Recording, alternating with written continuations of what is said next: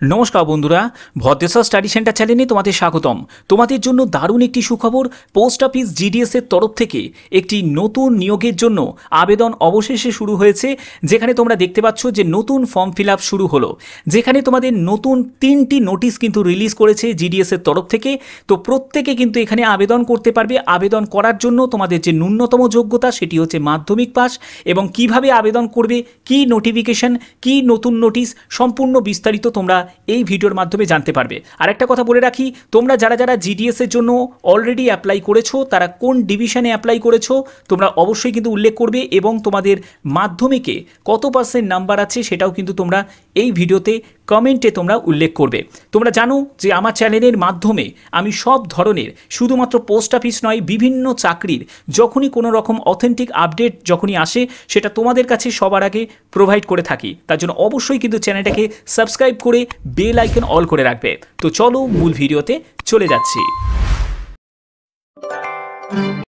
তো বন্ধুরা, আমি অফিসিয়াল ওয়েবসাইটটা ওপেন করে নিয়েছি। তোমরা দেখতে পাচ্ছ জিডিএস অনলাইন এঙ্গেজমেন্ট। তো এখানে তোমাদের কিভাবে আবেদন করবে, আবেদনের প্রসেস দেখাচ্ছি। তার আগে তোমাদের দেখাচ্ছি যে এখানে তোমাদের 3টে নোটিশ কিন্তু রিলিজ করেছে জিডিএস এর তরফ থেকে, একটি নতুন আপডেট। তো এখানে তোমরা স্টেজ 2তে গেলে দেখো তোমাদের অ্যাপ্লাই যে অপশান তোমরা দেখতে পাচ্ছ, এবং তোমাদের স্টেটাস জানার জন্য দুটো কিন্তু অপশান আছে, যেটা হচ্ছে স্পেশাল সাইকেল মে 2023 এবং তোমাদের জুলাই 2024।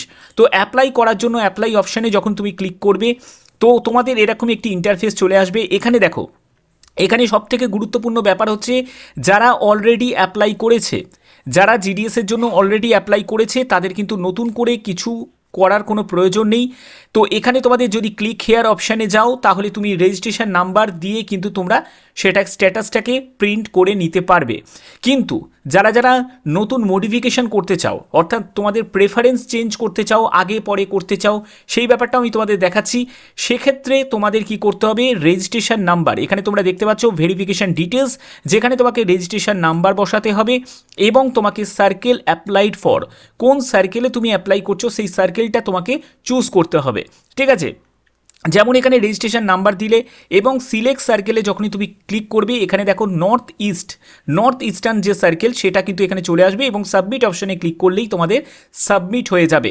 তারপরে তোমাদের যে তোমরা মেন যে এডিট অপশানে চলে যাবে, সেখান থেকে তুমি তোমার মতো করে যা যা তুমি সংশোধন করার সেগুলো কিন্তু সংশোধন করতে পারবে। ওকে, আচ্ছা। তো দেখো তোমাদের এখানে যে অ্যাপ্লাই করার জন্য, যে 15 নম্বর দেখতে পাচ্ছ, আমি এখানে জাস্ট ক্লিক করার পরে তোমাদের এখানে ডিভিশন চুজ করতে হবে। তো ডিভিশন বলতে গেলে তোমাদের এখানে তুমি মণিপুর ডিভিশন সিলেক্ট করলে, এবং তুমি ভিউ পোস্টে গেলে তোমাদের কোন পোস্টে কি কত ভ্যাকেন্সি আছে সেগুলো তোমরা দেখতে পাচ্ছ, এবং পাশাপাশি তোমাদের কিন্তু পোস্ট অফিসগুলো দেওয়া আছে, এবং তোমাদের এখানে পিনকোডও দেওয়া আছে। তোমরা চাইলে তোমাদের পছন্দ মতো যেরকম তোমরা আগে করেছিলে সেরকমও রাখতে পারো, অথবা তোমরা কিন্তু সেটা মডিফিকেশান করে মানে আগে পরেও কিন্তু করে রাখতে পারো, মানে বিপিএমকে আগে রাখলে, এবিপিএমকে পরে রাখলে, বা তোমাদের পছন্দ মতো তোমরা কিন্তু প্রেফারেন্সগুলোকে সেট করতে পারো, কোনো অসুবিধা কিন্তু হবে না। এই সুযোগটা আবার নতুন করে কেন দেওয়া হচ্ছে, কারণ 2023-এর সময় কি হয়েছিল যে ইন্টারনেট সমস্যার জন্য অনেকেই কিন্তু অ্যাপ্লাই করে উঠতে পারেনি, বা অনেক ধরনের সমস্যার সম্মুখীন হয়েছিল। তার জন্য নতুন করে কিন্তু তাদের একটা সুযোগ দেওয়া হচ্ছে, শুধুমাত্র নর্থ ইস্টার্ন যে সার্কেল আছে তার যে মণিপুর ডিভিশন, এই মণিপুর ডিভিশনেরই কিন্তু এই সুযোগটা দেওয়া হয়েছে। তো এবার দেখো তোমাদের এখানে আমি মেন পিডিএফে নিয়ে চলে যাচ্ছি। এখানে তোমাদের যোগ্যতা কি লাগবে, যোগ্যতার ব্যাপারটা ক্লিয়ার করে দিই, অনেকের হয়তো এই জায়গাটা খেয়াল নাও থাকতে পারে।